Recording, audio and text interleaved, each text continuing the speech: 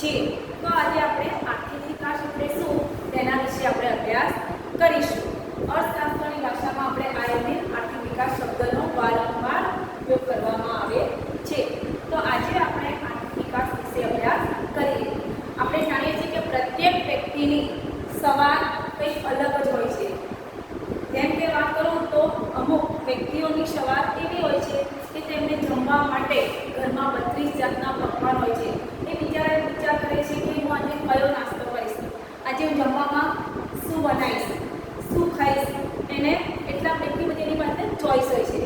જ્યારે અમુક વ્યક્તિને હાલત એવી હોય છે, કન્ડિશન ઘટી એવી હોય છે કે એને આજે 2 ટાઈમ જમવાનું પણ પૂરું મળશે કે નહીં, કારણ કે એના માટે એ જમવા માટેનો ચોઈસ તો એક બાજુ રહે છે અને જમવાનો પ્રશ્ન ઊભો થાય છે।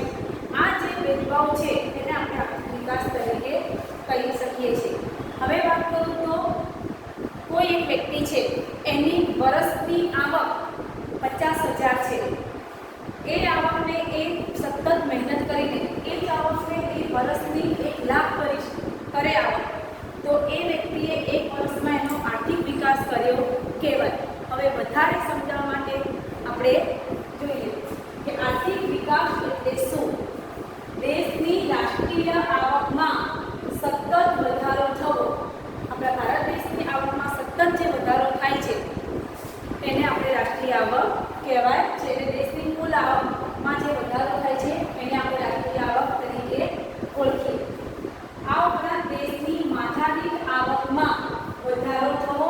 હવે માથાદીઠ આવકમાં વધારો થવો એટલે કેવી રીતે આવક આપણે ગણશું કે દેશની કુલ વસ્તી જે છે, દેશની કુલ વસ્તીને રાષ્ટ્રીય આવક સાથે ભાગવામાં આવે તો જે આવક મળે, જે આંક મળે એને માથાદીઠ આવક તરીકે આપણે ઓળખીએ છીએ। હવે એક ઉદાહરણ તમને આપો કે કોઈ એક ઘર છે, એ ઘરની વાર્ષિક મહિનાની આવક ગણીએ તો એક ઘરની આવક મહિનાની 1,000 રૂપિયા આવક છે।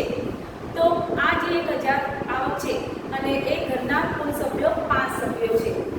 હવે એ 5 સભ્યો કુલ આવક 1,000 રૂપિયાને 5 સભ્યો વડે ભાગતા મળે તો જે આંક મળે, જે સંખ્યા મળે, કેટલી સંખ્યા મળી તો 200 રૂપિયા મળી। તો જે 200 રૂપિયા મળ્યા એ ઘરની દરેક વ્યક્તિની માથાદીઠ આવક કહેવામાં આવે છે।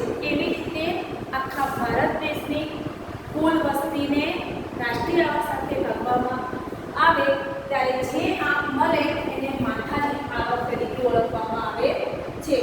આ ઉપરાંત લોકોનું જીવન ધોરણમાં સુધારો થવો।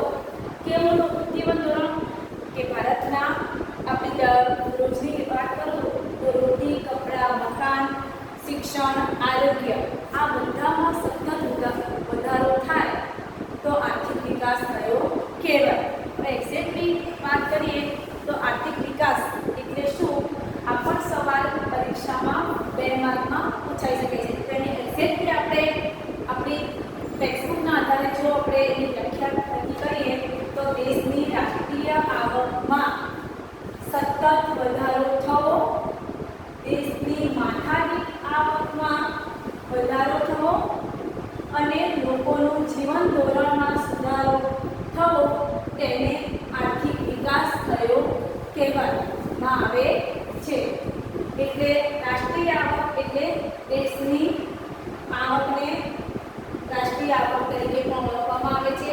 આ ઉપરાંત માથાદીઠ આવક એટલે વાત કરું તો દેશની કુલ રાષ્ટ્રીય આવકને દેશની કુલ વસ્તી વડે ભાગવાથી માથાદીઠ આવક પ્રાપ્ત થાય છે। મેં આના તમને ઉદાહરણ આગળ કયા। હવે આપણે આર્થિક વિકાસ અને આર્થિક વૃદ્ધિ આ પણ તફાવત પરીક્ષામાં પૂછાઈ શકે એમ છે। એટલે આજે આના ઉપર પણ આપણે રોજ ભાર મૂકવાનો રહેશે। હવે આર્થિક વિકાસ અને આર્થિક વૃદ્ધિ આમ તો બે એકબીજાના સમાનાર્થી શબ્દો છે, તો આપણે એને તફાવતમાં કઈ રીતે ડિવાઈડ કરીએ। આર્થિક વિકાસ એટલે આર્થિક વિકાસ એ ગુણાત્મક વિકાસ છે અને આર્થિક વૃદ્ધિ એ પરિણાત્મક વિકાસ છે। એટલે ગુણાત્મક અને પરિણાત્મક એટલે શું એની હું વાત કરું તો કોઈ પણ એક ખેડૂત છે એને એના ખેતરમાં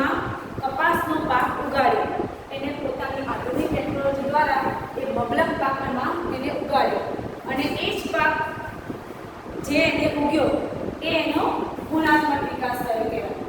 એવી જ રીતે એ પાકને એ બજારમાં વેચવા જાય છે અને જે પૈસા કમાય, જે પહેલા પાક વેચીને એને જે પૈસા મળ્યા એને આપણે પરિણાત્મક વૃદ્ધિ કહીશું. એટલે આ પરિણાત્મક અને ગુણાત્મક વચ્ચેનો ભેદ મેં તમને સમજાવ્યો. એવી રીતે આર્થિક વિકાસ એ પ્રથમ અવસ્થાનો તબક્કો કહેવામાં આવે છે. એવી રીતે આર્થિક વૃદ્ધિ એ આર્થિક વિકાસ પછીની અવસ્થા. આપણે જેમ વાત કરી કે ખેડૂતે કપાસ ઉગાડ્યો એ એની પ્રથમ અવસ્થા હતી. એ કપાસ ઉગાડ્યા પછી એને બજારમાં જઈને વેચ્યા અને તે પૈસા આવ્યા એટલે એ એની વૃદ્ધિ, એનો બીજો તબક્કો કહેવાય. એટલે આર્થિક વૃદ્ધિ એ આર્થિક વિકાસ પછીની અવસ્થા કહેવામાં આવે છે. એવી રીતે નવા સંશોધનોને આધારે ઉત્પાદનમાં થતો વધારો. ખેડૂતો પોતાની પાકને વધારે સારો બનાવવા માટે જે ટેકનોલોજીનો ઉપયોગ કરે, વધારો કરે પાકમાં, એનો ઉત્પાદનમાં થતો વધારો એને આપણે આર્થિક વિકાસ પણ કહીશું. એવી રીતે જમીનમાં વધારો થવાથી ખેતી લાયક ઉત્પાદનમાં થતો વધારો એને પણ આર્થિક વૃદ્ધિ આપણે કહીશું. આ ઉપરાંત વિકાસશીલ દેશની રાષ્ટ્રીય આવકમાં થતો વધારો પણ આર્થિક વૃદ્ધિ તરીકે, આર્થિક વિકાસ તરીકે આપણે ઓળખીશું. વિકાસશીલ દેશની રાષ્ટ્રીય આવકમાં થતો વધારો પણ આપણે એને ઓળખીશું. આ તમારે તફાવત પરીક્ષા માટે તમારે એને ધ્યાન રાખવાનો રહેશે. આર્થિક વિકાસ અને આર્થિક વૃદ્ધિ એટલે શું એ બાબત. હવે આપણે વિકાસશીલ અર્થતંત્ર વિશેના લક્ષણોની આપણે ચર્ચા કરીશું. વિકાસશીલ અર્થતંત્ર, વિકાસશીલ કયા દેશને વિકાસશીલ કહીશું અને કયા દેશને વિકસિત દેશ કહીશું એ બે વચ્ચે આપણે સમજણ મેળવીએ. જે દેશનો સંપૂર્ણ વિકાસ થઈ ગયો હોય, જેની માથાદીઠ આવક વધારે હોય, રાષ્ટ્રીય આવક વધારે હોય, એવા દેશોને આપણે કયા અંક પ્રમાણે તો એને વિકસિત દેશ કહીએ. તો આ લક્ષણો આપણે જેના મુખ્ય લક્ષણો લઈશું, જેની નીચી માથાદીઠ આવક, વસ્તી વૃદ્ધિ, આ જે વધારે સૌથી વધારે હોય વિકાસશીલ અને વિકસિત, આ બંને વચ્ચેનો આપણે ભેદ સમજવાનો છે. ભારત દેશ એક વિકાસશીલ દેશ કહેવામાં આવે છે. આપણા ભારત દેશનો સંપૂર્ણ વિકાસ થયો નથી, હજી વિકાસ થવાનો બાકી છે. તો કયા દેશોને વિકાસશીલ દેશ તરીકે ગણવામાં આવે છે? તો એના આધારે આપણે વાત કરું તો વિશ્વ બેંકે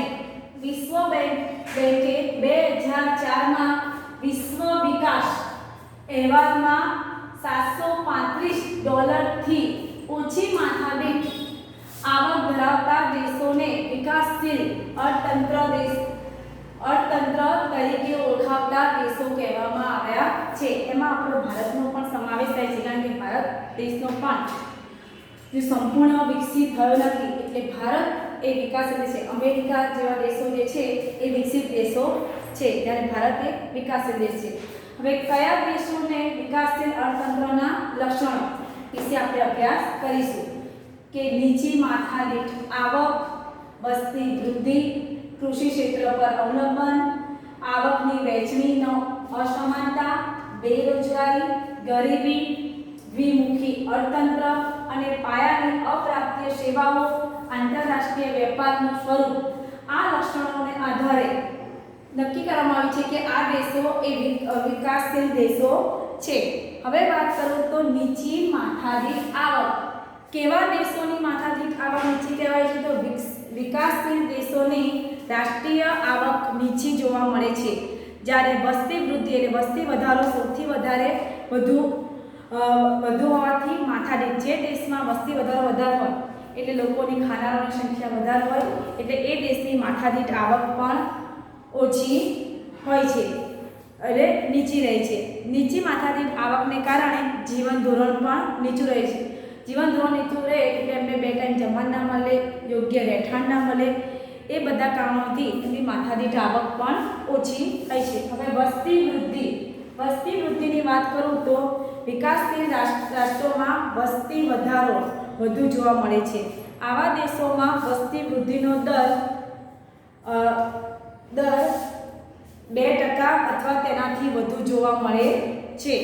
હવે વાત કરું તો કૃષિ ક્ષેત્ર પર અવલંબન.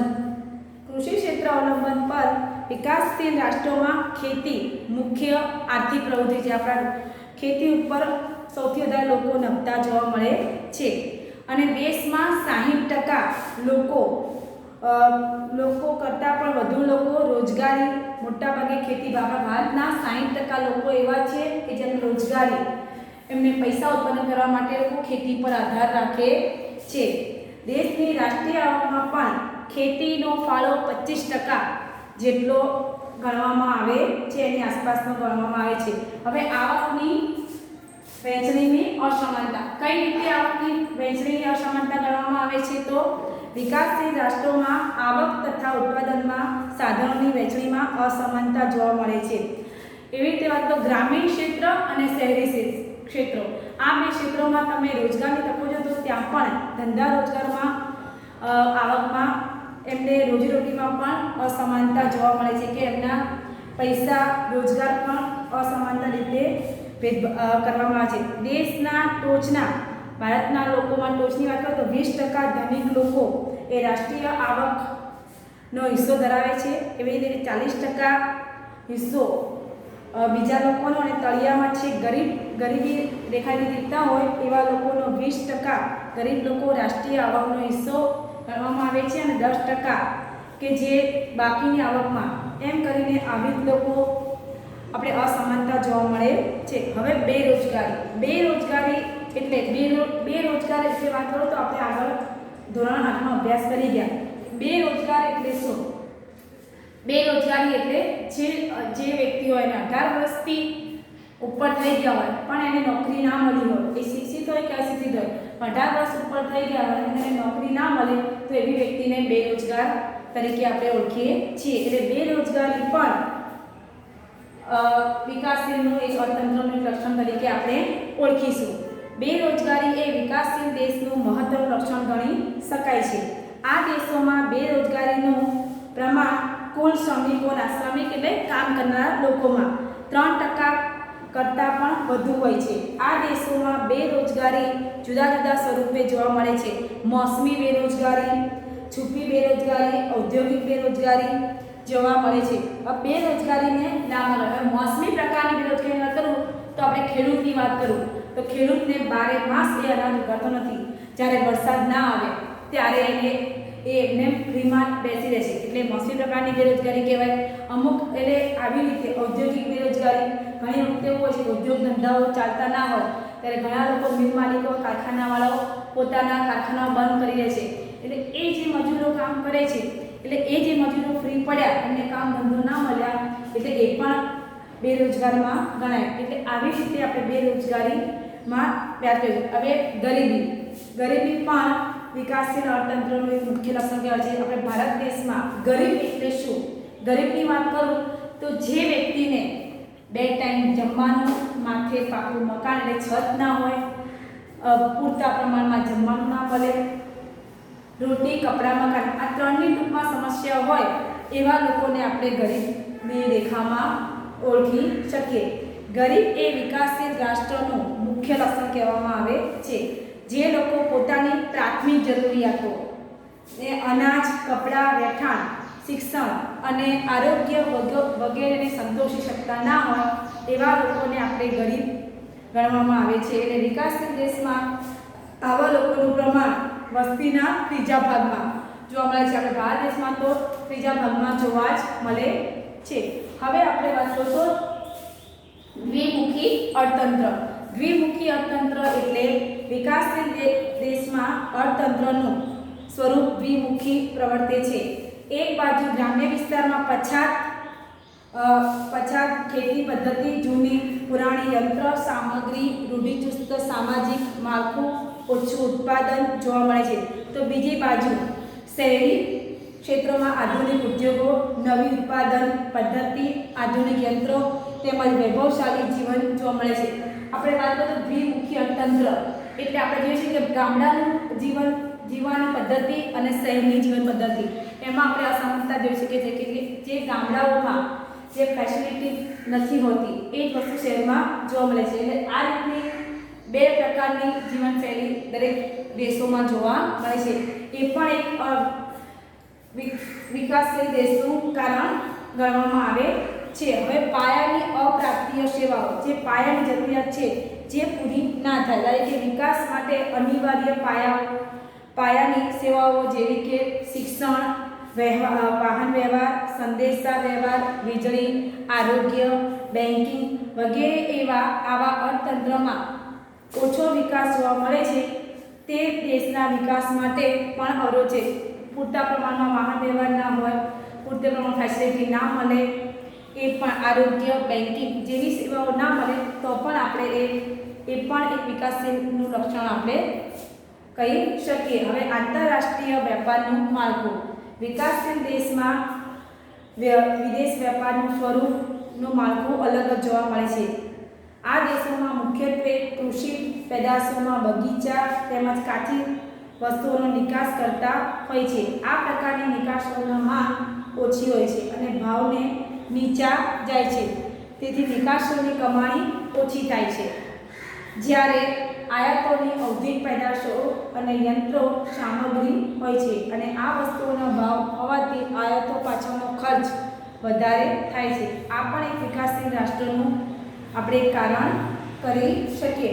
પરીક્ષા માટે હું વાત કરું તો વિકાસશીલ આ પણ એક 3 માર્કના સી માર્કમાં સી વિભાગ શ્રી આવે છે, એમાં પણ આપણે પૂછાઈ શકે કે વિકાસશીલ અર્થતંત્રના લક્ષણો જણાવો.